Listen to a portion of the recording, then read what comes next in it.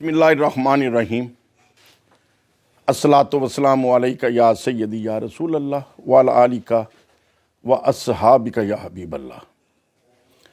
आस्ताना आलिया शरकपुर शरीफ से खादम आस्ताना आलिया शरकपुर शरीफ मियाँ जलील अहमद शरकपुरी हाज़िर हूँ और आज बतौर ख़ास शरकपुर शरीफ के साफ़ी बरादरी के दोस्तों को गुजारिश की कि इकट्ठे हों और कुछ दिल की और कुछ दुख की बातें जो हैं वो शेयर की जा सकें। देखें, जैसा कि पॉलिटिकल फील्ड में हमारे जो दोस्त हैं शुरू से और कुर्ब जवार में रहने वाले, वो इस बात को बखूबी जानते हैं कि मैंने अपना सियासी सफ़र मुस्लिम लीग नून से किया 2002 में और मेंबर कौमी असम्बली के तौर पे अल्लाह सोने को मंजूर था तो काम किया और फिर ज़िला नाज़मी गैर जमाती इलेक्शन में हुई और फिर पाकिस्तान तहरीक-ए इंसाफ को मैंने ज्वाइन किया। मेरी आज तक दो पार्टियों से ही सियासी वाबस्तगी रही है, मुस्लिम लीग नून से या तहरीक-ए इंसाफ से। अभी मुस्करा के किसी को मिलना, किसी से मिल के इज्तिमाई बात कर लेना, लोग इसे ये तौसर लेते हैं कि शायद ये उनके साथ मिल गए। ये ऐसी गलत फहमी है कि सियासत को दुश्मनी की शक्ल दे देते हैं, हालांकि ऐसा नहीं होता। जो मुखालिफ भी है हमने उससे भी बात करनी है, उससे भी बैठना है। लेकिन मेरा जो सियासी प्लेटफार्म रहा है पाकिस्तान मुस्लिम लीग नून और उसके बाद तहरीक इंसाफ, 2012 के बाद तहरीक इंसाफ, और मैं ज़िला नाज़िम भी बन गया, लेकिन मैंने मुस्लिम लीग काफ ज्वाइन नहीं की थी। और फिर मुस्लिम लीग नून ने मुझे एमपीशिप भी दे दी, तो लेकिन मुस्लिम लीग नून मैंने ज्वाइन नहीं की थी। ये अनोखी मिसाल शायद किसी और की ना हो, लेकिन ये कोई ऐसी बात नहीं है कि मैंने परवेज़ इलाही साहब को भी उस वक्त कह दिया था जब वो चीफ मिनिस्टर थे कि सर मैंने मुस्लिम लीग काफ ज्वाइन नहीं करनी। अगर आप ज़िला नाज़िम का एतमाद कर रहे हैं, हमारे नईम चट्टा साहब गवाह हैं, और उन्होंने कहा नहीं इसमें ज़रूरत नहीं है, मैंने अबहाम नहीं रखा था। अभी भी जब राना तनवीर साहब मुझे लेके चले तो मैंने कह दिया था राना साहब को कि राना साहब मैंने मुस्लिम लीग नून ज्वाइन अब नहीं करनी। उनका यार आप कैसी बातें करते हो, मैं आपको साथ लेके चलना है। तो ये बातें वो हैं जो ऑन रिकॉर्ड हैं, मतलब मुस्लिम लीग नून के पास मेरा कोई फॉर्म नहीं है कि मैंने रिक्वेस्ट की हो जो मुझे टिकट दें। राना साहब के साथ एक ज़ाती दोस्ती, मोहब्बत, एहतराम है कि जब मैं एमएनए बना उस वक्त भी उन्होंने मेरा साथ दिया, जब मैं ज़िला नाज़िम बना उस वक्त भी उन्होंने मेरा साथ दिया। उनके मशवरे से ज़िला नाज़िमी हुई, साफ बात है।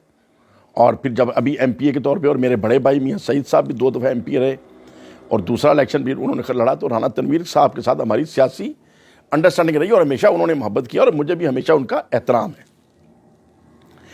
लेकिन मेरा अपना जो सियासी स्टैंड है, भला मेरे सगे भाई हैं मियाँ सईद साहब, मेरा उनसे इख्तलाफ राय हो सकता है।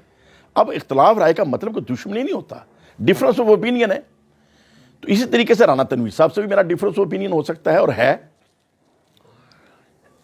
जब मैं मुस्लिम लीग नून से था और फिर तहरीक इंसाफ के साथ चला, तो तहरीक इंसाफ मैंने उस वक्त छोड़ी जब खान साहब ने पै दर पै बेशुमार गलतियां की, और मैं गाहे बगाहे खान साहब की खिदमत में प्राइम मिनिस्टर हाउस के अंदर भी गुजारिशत करता रहा, तहरीरी तौर पे भी, जुबानी भी।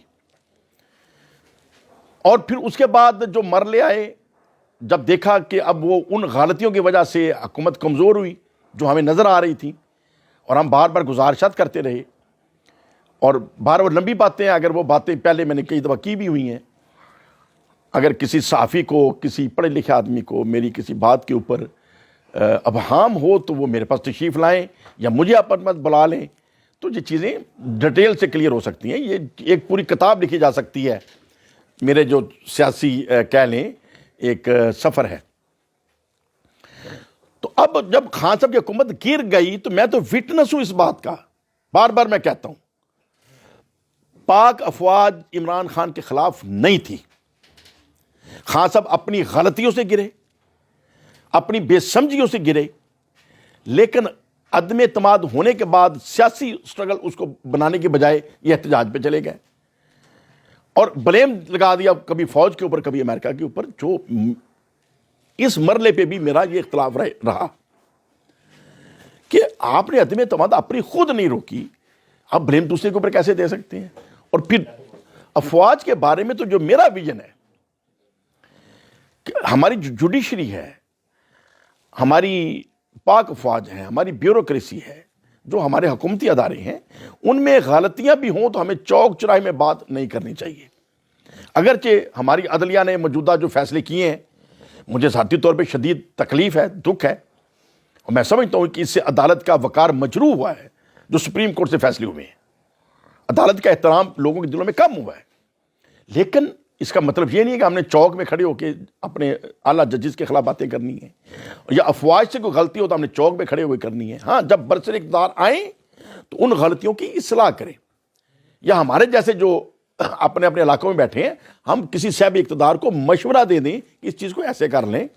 تو خان صاحب نے جو رٹ لگا دی پاک افواج کے خلاف باتیں کرنے کی، جو پہلے میاں نواز شریف صاحب یہ کرتے رہے کام، وہ بھی غلط تھا، پھر عمران خان صاحب نے شروع کر دیا، وہ بھی غلط تھا۔ تو میرا یہ ڈفرنس آف اوپینین واضح رہا ہے۔ میں یہ سمجھتا ہوں کہ پاک افواج کے اندر، عدلیہ کے اندر خامیاں ہوں بھی تو ہمیں انہیں ہائی لائٹ نہیں کرنا، بات کرنی ہے طریقے سے جس سے اصلاح ہو سکے۔ لیکن خان صاحب کے خلاف عدم اعتماد کے اندر تو فوج تھی ہی نہیں۔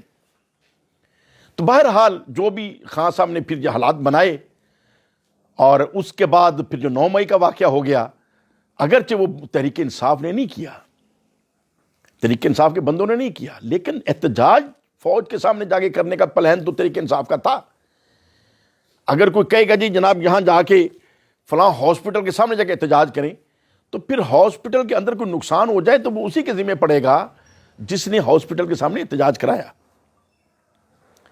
تو بہرحال جو ہو گیا، اور پھر بھی میرا مشورہ تھا خان صاحب کو 9 مئی کے بعد، آن ریکارڈ ہے، میں نے میڈیا کے سامنے بھی کہا، پرسنل بھی میں نے پیغام بھیجا کہ سر جی یہ جو گرفتاریاں ہو رہی ہیں، میں سمجھتا ہوں تحریک انصاف اس میں ملزم نہیں ہے، عورتوں کو پکڑا جا رہا ہے، بندوں کو پکڑا جا رہا ہے۔ آپ عمران خان صاحب تشریف لے جائیں سپریم کورٹ میں، اور وہاں جا کے کہہ دیں کہ مجھے گرفتار کریں، ان سب کو چھوڑیں۔ اگر 9 مئی کا واقعہ تحریک انصاف کے ذمہ پڑے گا، میرا ایک ورکر بھی اس میں ملزم یا مجرم ثابت ہو جائے تو سزا میں لوں گا بطور چیئرمین، میرے ورکروں کو چھوڑیں۔ اگر یہ مشورہ مان لیا جاتا تو خان صاحب کا قد بھی بڑا ہوتا اور ورکروں کے اوپر تکلیف نہ آتی۔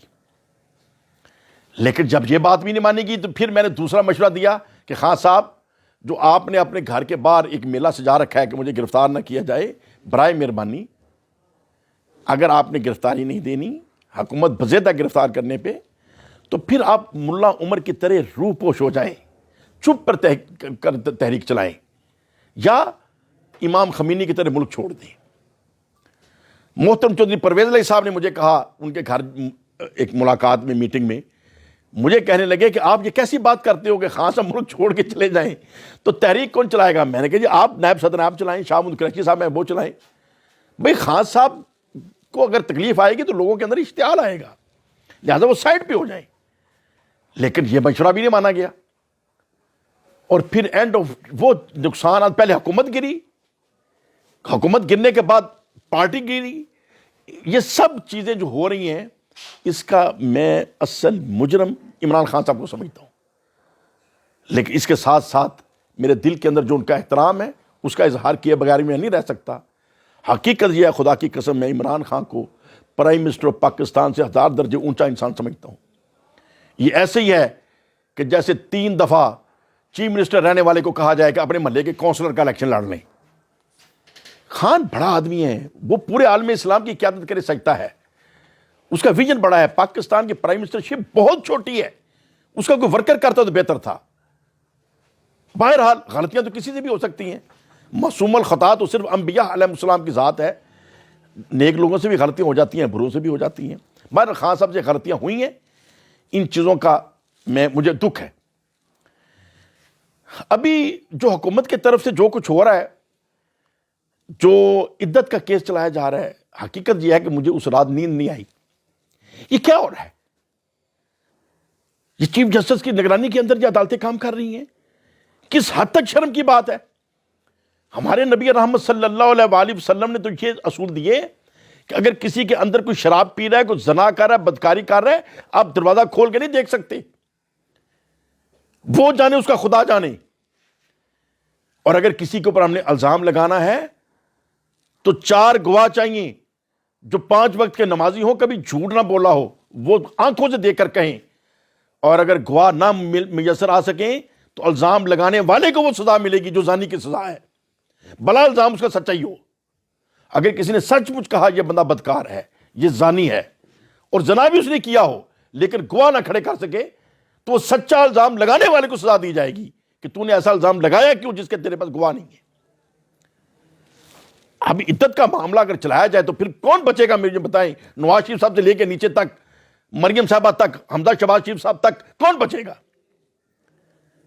جیسے بلہ چھین لیا جی، آپ نے الیکشن نہیں کرائے، جو باقی 70-72 پارٹیوں نے الیکشن کرائے، کیا 72 پارٹیوں میں سے ایک پارٹی نظر آئے گی جس نے الیکشن نہیں کرائے، یا الیکشن اس کے مشکوک ہو گئے؟ بہرحال یہ ہم اپنی عدالتوں کو مذاق بنا رہے ہیں۔ اور کل جو واقعہ ہمارے علاقے میں ہوا،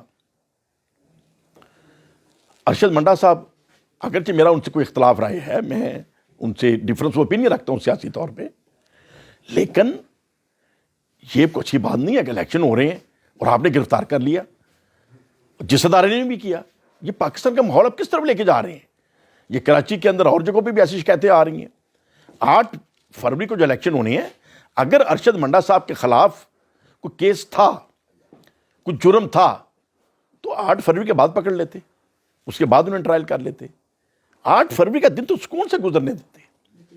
اور مجھے کچھ دوستوں نے بتایا کہ رانا تنویر صاحب نے بھی اس بات کا برا منایا، انہوں نے بھی، شاید مجھے جو دوست بتا رہا تھا کہ انہوں نے نیب والوں کو فون کر کے بھی کہا کہ یار آپ کیوں یہ ایسا ماحول پیدا کر رہے ہیں۔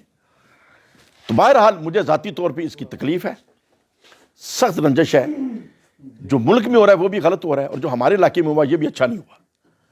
تو میری یہ اپیل ہے، میری یہ گزارش ہے، درد مندانہ گزارش ہے کہ اگرچہ میرا اپنا ارشد منڈا صاحب سے ڈفرنس اوپینین ہے، اور سیکنڈ، میرا اس وقت کسی پارٹی سے تعلق نہیں ہے، نہ میں مسلم لیگ نون کے ساتھ ہوں، میں اختلاف رکھتا ہوں ان سے، نہ میں تحریک انصاف کے ساتھ ہوں، میں ان سے بھی اختلاف رکھتا ہوں۔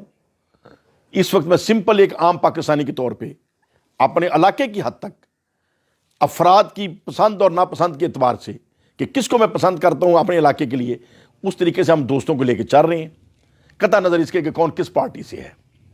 لیکن ارشد منڈا صاحب کی یہ جو گرفتاری ہوئی ہے، جس انداز میں جن دنوں میں ہوئی ہے، مجھے اس کی تکلیف آئی ہے۔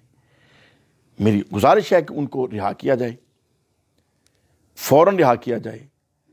اگر ان کے خلاف کوئی مقدمات ہیں تو 8 فروری کے بعد بھی وہ مقدمات چل جائیں گے، اس نے ملک سے بھاگنا نہیں ہے، اور اگر ملک سے کوئی چلا بھی جائے گا تو آخر ملک چھوڑ کے کب تک جائے گا۔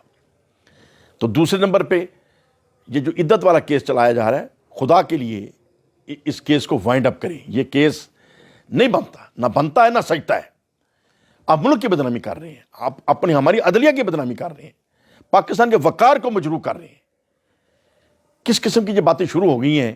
اسی طریقے سے ہمارے کئی عقل مند، پرانے بھی بہت عقل مند لوگ تھے، بہت سمجھدار لوگ تھے، ان سمجھداروں نے بنگلہ دیش تباہ کرا دیا۔ عراق کے اندر بھی بڑے بڑے سمجھدار لوگ تھے، انہوں نے عراق تباہ کرا دیا۔ لیبیا کے اندر بڑے بڑے سیانے لوگ تھے، سیانوں نے لیبیا تباہ کرا دیا۔ اب پاکستان کو تباہ کرانا ہے۔ اللہ کا ادھر اتنا کرم ہے کہ ادھر اس حالات پرسکون ہے۔ اللہ کا اتنا کرم ہے کہ دہشت گردی سے ہماری جان چھوٹی۔ اللہ کا کرم ہے کہ جو غداری سے مشرقی پاکستان کو علیحدہ کیا گیا، نہ تو غداروں کو سزا ملی، لیکن چلو وہ مشرقی پاکستان والے آج بنگلہ دیش کے اندر عزت سے زندگی گزار رہے ہیں، ہم ادھر سکون سے زندگی گزار رہے ہیں۔ تو اس پرسکون ماحول کو چلنے دیں۔ یہ الیکشن جو ہو رہے ہیں، الیکشن تو نہیں ہے لیکن جس طریقے سے ہو رہے ہیں، لیکن چلو جو دن رہ گئے کم از کم ان کو سکون سے گزرنے دیں، اور باوقار طریقے سے لوگوں کو اپنی رائے دینے دیں، تاکہ جو بھی پھر پبلک اوپینین آئے اس کے مطابق جو بھی حکومت بنے دوسرے اس کو تسلیم کریں۔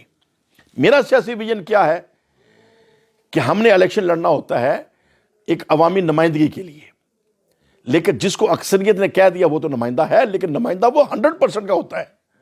اس نے جنہوں نے نہیں ووٹ دیا ان کو دشمن نہیں سمجھنا، ان کو بھی اپنا بھائی سمجھنا ہے، ان سے بھی بعد میں الیکٹ ہونے کے بعد مشورہ رکھنا ہے، اور جنہوں نے ووٹ نہیں ڈالا انہیں بھی چاہیے کہ کامیاب ہونے والے کو مبارکباد دیں کہ بھئی ہم نے تو ووٹ اس کو دیا تھا لیکن کامیاب تم ہو گئے ہو، بھارت تمہیں ہم مبارکباد دیتے ہیں۔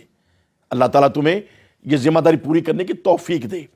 ہمارا آج کے بعد تعاون تمہارے ساتھ ہے، یہی ہونا چاہیے۔ اسی کے اندر بھلائی ہے، یہی سیاست ہے۔ یہ سیاست آج سمجھ لیا گیا کہ چکر دینے کو سیاست ہے، جھوٹ بولنا سیاست ہے، فراڈ کرنا سیاست ہے۔ یہ سیاست نہیں ہے، سیاست رواداری کا نام ہے، مل جل کے رہنے کا نام ہے۔ ہم نے امیر غریب نے ایک جیسا انصاف کیسے لینا ہے، مختلف مذاہب کے ساتھ، ہم نے کرسچنز کے ساتھ، ہندوؤں کے ساتھ، سکھوں کے ساتھ، ڈفرنٹ جو مذاہب پاکستان کے اندر ہیں، ہم نے ان کے ساتھ مل کے کیسے رہنا ہے، ایک دوسرے کی عزت کیسے کرنی ہے، اس ٹیکنیک کو سیاست کہتے ہیں۔ سیاست چکر دینے کو نہیں کہتے، تڑے بندی کو سیاست نہیں کہتے، اپنے گروپ پالنے کو سیاست نہیں کہتے۔